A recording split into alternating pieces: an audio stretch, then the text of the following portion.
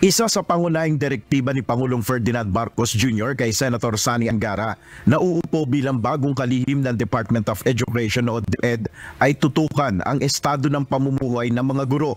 Ayon kay Pangulong Marcos Jr., minsan ay nakakalimutan na ang kalagayan ng mga guro lalo na ang kanilang pinansyal na pangangailangan. I reminded Senator Angara that the key to any successful program in the DepEd are the teachers.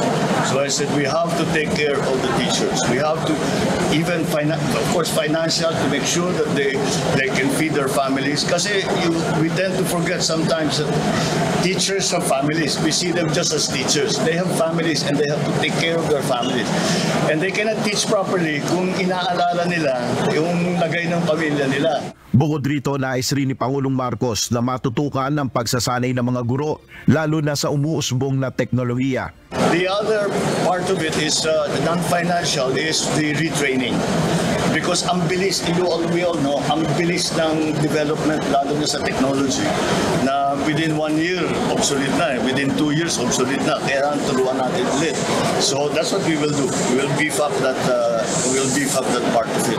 Hindi tinukoy ng Pangulo ang ukol sa posibilidad ng pagtataas sa sahod ng mga guro. Ngunit una nang inihayag ni Senator Angara na pag-aaralan niya ang panukalang pagtataas sa salary ng mga entry level ng public school teachers. Ayon sa incoming DepEd Secretary, bukod sa nais niyang mapabuti ang kondisyon ng trabaho ng mga guro, gusto rin niyang maging maayos ang sahod at benepisyo na tinatanggap ng mga ito.